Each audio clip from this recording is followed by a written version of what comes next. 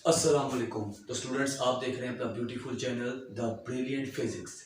ये new channel मैंने physics के टॉपिक्स के लिए डिसाइड किया है और आप सबका बहुत बहुत प्यार मिला ब्रिलियंट केमिस्ट्री चैनल को, जिसके अंदर मेरे केमिस्ट्री के जो लेक्चर्स हैं वो अपलोडेड हैं और लगातार सीक्वेंस में अपलोड होते रहते हैं और तमाम स्टूडेंट्स उसको एंजॉय करते हैं। और उसमें मौजूद जो भी टॉपिक्स मैंने क्लियर करवाए हैं, इंशाल्लाह अगर आपको केमिस्ट्री में कोई मसला है देन आप जाके वो वीडियोस वॉच करें।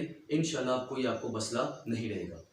तो स्टूडेंट्स, हम फर्स्ट ईयर फिजिक्स का चैप्टर नंबर 2 का एक टॉपिक पढ़ रहे हैं जो काफ़ी अहम है। उस टॉपिक का नाम है components of a vector. Components of a vector क्या होते हैं, आइए ज़रा इसको क्लियर समझते हैं। सबसे पहले फर्स्ट हेडिंग, आपने इस लॉन्ग क्वेश्चन को लिखना कैसे है। ये पूरा व्हाइट बोर्ड जो आपके सामने प्रेजेंटेड है, इसके अंदर स्पेसिफिक हेडिंग्स बनाई हुई हैं। अगर आप ये इसी सीक्वल में क्वेश्चन जाके लिखाते हैं, इंशाल्लाह आपके पूरे पूरे मार्क्स आ जाएंगे। तो स्टूडेंट, इसकी फर्स्ट हेडिंग है डेफिनेशन। पहले डेफिनेशन समझते हैं। The splitting of a vector into its parts called components of a vector. Usually a vector can be able to resolve into its parts. इसको समझने के लिए सबसे इजी हाइपोथेसिस ये है कि आपके पास ये मार्कर है या ये आपके पास एक पॉइंटर है। ये पॉइंटर आपको कंप्लीट नजर आ रहा है, लेकिन ये कंप्लीट नहीं है। असल में इसके बहुत सारे पार्ट्स हैं जिसको हम इसके कंपोनेंट्स कहेंगे। जैसे कि ये ढक्कन का इसका कंपोनेंट है, ये निब इसकी कंपोनेंट है, ये बेस बोर्ड इसकी कंपोनेंट है, अंदर एक फोम है जिसमें इंक है वो इसका कंपोनेंट है। अब सारे कंपोनेंट्स को हम इकट्ठा करेंगे तो हमारे पास एक पॉइंटर बन जाएगा। इसी तरह जो आपके पास ए वेक्टर होता है, कोई भी एक वेक्टर होता है, उसके भी आपके पास कुछ हिस्से होते हैं, कंपोनेंट्स होते हैं। तो उन कंपोनेंट्स को हम कहते हैं कंपोनेंट्स ऑफ अ वेक्टर। तो अगर हम उस वेक्टर को उस कंपोनेंट्स में तोड़ दें जिनसे वो मिलकर बना हुआ है, तो हम उसको कहेंगे कंपोनेंट्स ऑफ अ वेक्टर। अब सेकंड हेडिंग है coordinate axis of components of a vector. Coordinate axis क्या होते हैं? आप फर्स्ट ईयर फिजिक्स का चैप्टर नंबर 2 में आपने कार्टेशियन कोऑर्डिनेट सिस्टम पढ़ा होगा। कार्टेशियन कोऑर्डिनेट सिस्टम क्या होता है? ये एक 2 डायमेंशनल रेक्टेंगुलर कोऑर्डिनेट सिस्टम होता है। इसके अंदर 2 लाइंस होती हैं जो आपस में परपेंडिकुलर होती हैं। एक आपके पास हॉरिजॉन्टल लाइन है जो एक्स एक्सिस है, एक वर्टिकल लाइन है जो वाई एक्सिस है।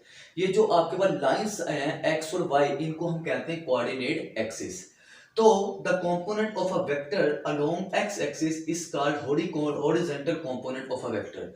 तो वेक्टर का वो कंपोनेंट जो एक्स एक्सिस के अलोंग है या एक्स के एक्सिस के ऊपर है, उसको हम हॉरिजॉन्टल कंपोनेंट कहेंगे उस वेक्टर का। And the component of a vector along the Y axis is called vertical component of a vector. और उस वेक्टर का वो कंपोनेंट जो वाई एक्सिस के ऊपर है, उसको हम उसका वर्टिकल कंपोनेंट कहेंगे उस वेक्टर का। थर्ड हेडिंग है rectangular component of a vector. अब कंपोनेंट ऑफ अ वेक्टर से पहले रेक्टेंगुलर ऐड हो गया। जब भी वर्ड रेक्टेंगुलर आएगा, इसका मतलब है कि जो भी दो वेक्टर्स हैं उनके दरमियान का जो एंगल है वो 90 डिग्री है। कि वो दो वेक्टर इस तरीके से अरेंज्ड हैं कि उन दोनों के दरमियान का एंगल क्या है, 90 डिग्री।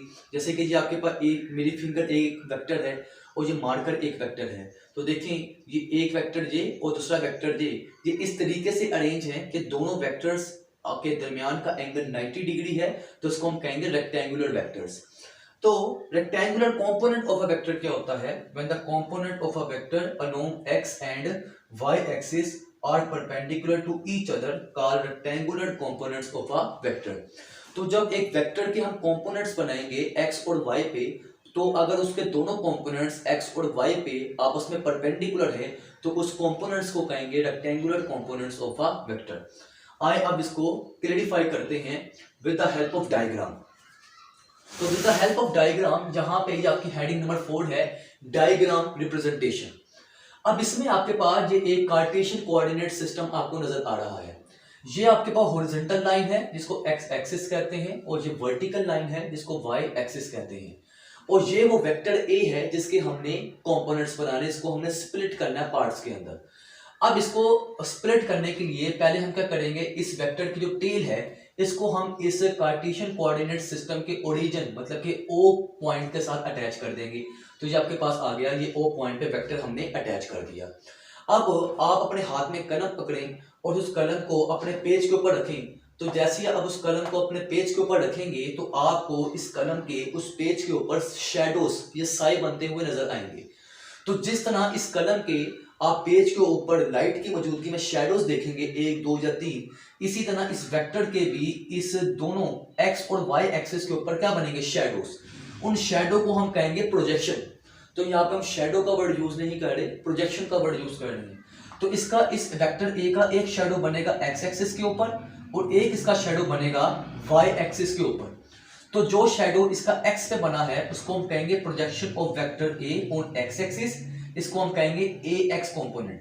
ओके जी। तो और जो प्रोजेक्शन इसका वाई एक्सिस पे बन रहा है इसको कहेंगे projection of a vector on Y axis, इसको हम कहेंगे a Y component of vector A. तो अगले स्टेप में हमने करना क्या है, क्योंकि ये सारा का सारा ट्रिग्नोमेट्रिक थ्योरेटिकल वाइज है। अब ये लाइन बिल्कुल इससे एक्स के पैरेलल है। ओके, तो ये हमारे पास हो जाएगा ए एक्स कॉम्पोनेंट का वेक्टर, इसको मैंने ग्रीन कलर से रिप्रेजेंट किया हुआ है। और जो वाई एक्सिस का ये पार्ट इस रेड लाइन के पैरेलल है, तो इसको हम कहेंगे ए एक वेक्टर का वाई वाला कॉम्पोनेंट, मतलब कि ए वाई कॉम्पोनेंट।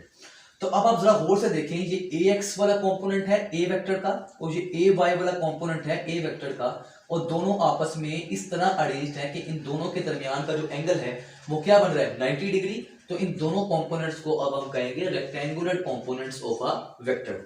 जैसे डायग्राम्स मैंने रिप्रेजेंट की हैं, बिल्कुल इसी तरह सिमिलर वे में आपने डायग्राम्स को रिप्रेजेंट करना है। अब इसका अगला अल्टरनेट है, यहाँ पर बिल्कुल सिमिलर डायग्राम जो है आपने जो है वहां क्रिएट कर देनी है। तो यहां तक आपको स्टूडेंट सारा क्लियर हो चुका होगा कि कंपोनेंट्स ऑफ वेक्टर क्या होते हैं, रेक्टेंगुलर कंपोनेंट्स ऑफ वेक्टर क्या होते हैं, ओके, और कोऑर्डिनेट एक्सिस क्या होता है। तो मतलब कि जो ए वेक्टर है जो आपको नजर आ रहा है, ये अपने दोनों कंपोनेंट्स का सम है। तो अगर आपको ए एक्स कॉम्पोनेंट पता है और ए वाई कॉम्पोनेंट पता है, तो दोनों कॉम्पोनेंट्स का सम करेंगे तो आपके पास आ जाएगा ये मेन वेक्टर ए। ओके जी। तो आपको ये पॉइंट क्लियर हो गया। इस डायग्राम को आपने अगले स्टेप में बिल्कुल सिमिलर वे में रिपीट करना है। तो ये सिमिलर वे में रिपीट कर दी।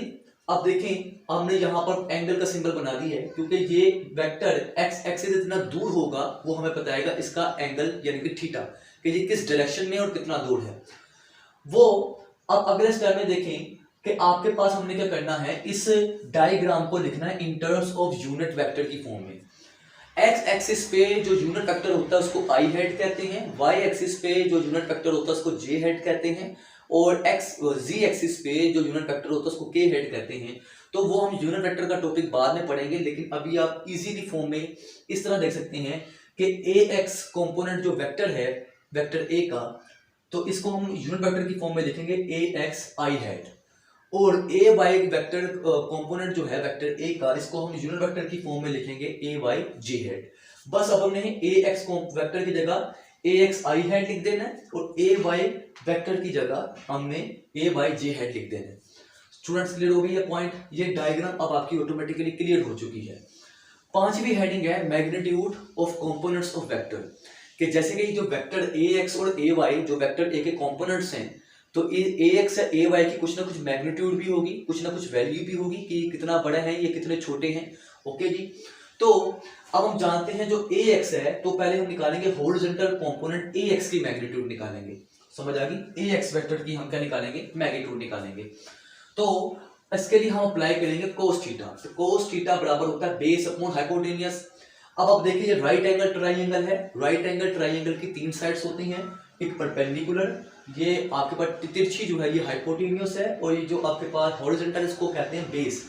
तो कोस थीटा बराबर है बेस अपॉन हाइपोटेन्यूस। तो हमने यहाँ पर सिंबल्स दे दिए हैं, ये O है, इसको इस पॉइंट को M कह दिया है राइट एंगल ट्राइंगल की, और राइट एंगल ट्राइंगल की इस साइड को P कह दिया है। तो आपके पास जो बेस है वो है OM, और ये OM क्या है AX। ओके जी। अब मैंने इसके ऊपर वेक्टर का साइन क्यों नहीं बनाया, क्योंकि मैग्नीट्यूड एक स्केलर क्वांटिटी होती है, इसकी डायरेक्शन नहीं होती। तो AX हो गया, और हाइपोटेन्यूस पे कौन है आपके पास A, तो यहाँ पे OA है। तो हमने पहले इसको हमने पॉइंट्स की फॉर्म में लिखा, तो बेस है OM और हाइपोटेन्यूस है OP, और OM आपके पास क्या है AX की मैग्नीट्यूड, और आपके पास हाइपोटेन्यूस क्या है A वेक्टर की मैग्नीट्यूड। तो आपके पास इस A को कोस थीटा से मल्टीप्लाई कर देंगे, तो AX बराबर हो गया A कोस ऑफ थीटा। तो अगर आपने वेक्टर A की x कंपोनेंट की मैग्नीट्यूड निकालनी है, तो पहले आपको वेक्टर A की मैग्नीट्यूड पता हो और ये थीटा पता हो, तो इसका कोस थीटा लेके आपने वेक्टर A की मैग्नीट्यूड से मल्टीप्लाई कर देना है। देन आपके पास component of vector A along X axis की क्या आ जाएगी, मैग्नीट्यूड आ जाएगी। सिमिलर वे आपने वर्टिकल कंपोनेंट ए वाई की मैग्नीट्यूड निकालनी है, ए वाई वेक्टर की मैग्नीट्यूड निकालनी है। इसके लिए हम अब यूज करेंगे साइन थीटा। साइन थीटा बराबर होता है परपेंडिकुलर ओवर हाइपोटेन्यूज। परपेंडिकुलर है आपके पास पीएम और आपके पास जो हाइपोटेन्यूज है वो वही ओपी है, तो आपके पास पीएम अपॉन ओपी, तो आपके पास जो पीएम है वो ए वाई वेक्टर की मैग्नीट्यूड है और हाइपोटेन्यूज ओपी ए वेक्टर की मैग्नीट्यूड है। तो आपके पास साइन थीटा आ गया ए वाई अपॉन ए, तो ए जाके साइन थीटा से मल्टीप्लाई हो जाएगा, देन ए वाई कंपोनेंट की जो मैग्नीट्यूड है ए वाई वो बराबर है वेक्टर ए की magnitude multiply by sine of theta. अगर आपको ये थीटा एंगल पता है, इसका साइन लेके आपने वेक्टर ए की मैग्नीट्यूड से मल्टीप्लाई कर देना है, ए वाई वेक्टर की मैग्नीट्यूड आ जाएगी। तो स्टूडेंट जी आपका पास फर्स्ट, फिफ्थ और सिक्स्थ स्टेप था जिसके अंदर आपने मैग्नीट्यूड्स निकालनी थी कंपोनेंट्स ऑफ अ वेक्टर की। उसके बाद अब अपने सातवें हेडिंग में चलते हैं कि अब हमें निकालनी है magnitude of resultant vector A. तो ये जो आपके पास ए वेक्टर है ना, ये जो आपके पास ए वेक्टर है ये रिजल्टेंट वेक्टर है। रिजल्टेंट वेक्टर क्या होता है, जब आप किसी भी वेक्टर के तमाम कंपोनेंट्स को ऐड करते हैं तो जो एडिशन का सम आता है उसको हम रिजल्टेंट वेक्टर कहते हैं। तो ये ए वाई और ए एक्स ये कंपोनेंट्स ऑफ अ वेक्टर हैं, इनको जब ऐड करेंगे जो रिजल्ट आएगा जो ए है इसको हम कहेंगे रिजल्टेंट वेक्टर। तो ए वेक्टर की हमने, ए वेक्टर हमारे लिए रिजल्टेंट वेक्टर है, तो इसकी अब हमने निकालनी मैग्नीट्यूड। तो इसके लिए हम यूज करेंगे पाइथागोरस थ्योरम। तो पाइथागोरस थ्योरम क्या होता है, हाइपोटेन्यूज का square is equal to perpendicular का स्क्वायर प्लस बेस का स्क्वायर। तो आपके पास जो हाइपोटेन्यूज है वो आपके पास क्या है ओपी, आपके पास परपेंडिकुलर क्या है पीएम और बेस आपके पास क्या है ओएम। तो आपके पास ओपी का square is equal to OM का स्क्वायर प्लस पीएम का स्क्वायर। तो ओपी आपके पास है वेक्टर ए की, क्योंकि मैग्नीट्यूड निकाल रहे हैं वेक्टर का साइन नहीं बनाना, मैग्नीट्यूड स्केलर क्वांटिटी होती है। तो ए का square is equal to A X का स्क्वायर प्लस ए वाई का स्क्वायर, क्योंकि हमने ए की मैग्नीट्यूड निकाली तो taking square root on both sides, तो स्क्वायर रूट लेंगे तो ए का स्क्वायर स्क्वायर रूट से कैंसिल हो जाएगा। तो वेक्टर ए की मैग्नीट्यूड बराबर आ गई is equal to under root A X का स्क्वायर प्लस ए वाई का स्क्वायर। तो ए एक्स और ए वाई की मैग्नीट्यूड आप यहां से निकालेंगे, उसके बाद जब इस फार्मूले में पुट करेंगे तो ए वेक्टर की क्या आ जाएगी स्टूडेंट, मैग्नीट्यूड आ जाएगी। ये है आपके पास सातवीं हेडिंग। उसके बाद आठवीं हेडिंग है direction of resultant vector A, कि आपके पास जो रिजल्टेंट वेक्टर ए है इसकी डायरेक्शन क्या है, वो डायरेक्शन कौन बताता है, एंगल थीटा। तो अब हम थीटा निकालना है, तो इस रिजल्टेंट वेक्टर की डायरेक्शन निकालने के लिए, थीटा निकालने के लिए हम तीसरी ट्रिग्नोमेट्री रेशियो यूज करेंगे, tan theta is equal to perpendicular over base. तो परपेंडिकुलर आपके पास वही पीएम है और बेस आपके पास ओएम है।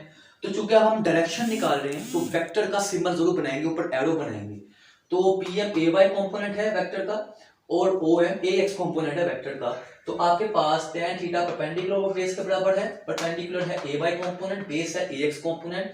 अब चूंकि हमें थीटा निकालना है तो tan जहां पे जाके tan इनवर्स हो जाएगा, then theta is equal to tan inverse A Y vector upon A X vector. ठीक है जी, ये आपके पास इसके ऊपर ये वेक्टर है, सॉरी इसके ऊपर मैंने वेक्टर का साइन बनाया हुआ, ये आपके पास इसके ऊपर ये स्टूडेंट वेक्टर है। ओके जी, ये बोल्ड करके दिखा रहा हूं। तो आपके पास स्टूडेंट्स ये था कंपोनेंट्स ऑफ अ वेक्टर या rectangular components of a vector क्या होता है, उसको आपने कैसे तरतीब से लिखना है, इस तरतीब से बिल्कुल सीक्वेंस में कि अगर आप इसको लिख देंगे तो इंशाल्लाह आपके फुल मार्क्स आ जाएंगे। तो उम्मीद आपको ये टॉपिक बिल्कुल क्लियर हुआ होगा। नेक्स्ट इंशाल्लाह हर हफ्ते तकरीबन 3 टॉपिक्स आया करेंगे फिजिक्स के और ऐसे ही केमिस्ट्री के, तो लगातार टॉपिक्स को एंजॉय करते रहें। और कोई भी मसला हो तो कमेंट सेक्शन पे लिखें, आई विल आंसर यू। और किसी भी वीडियो पे अगर आपको कुछ जल्दी वीडियो चाहिए तो वो अपने कमेंट सेक्शन पे मैसेज करें। ठीक हो गया, तो फिर मुलाकात होती है इंशाल्लाह। खुदा हाफिज़।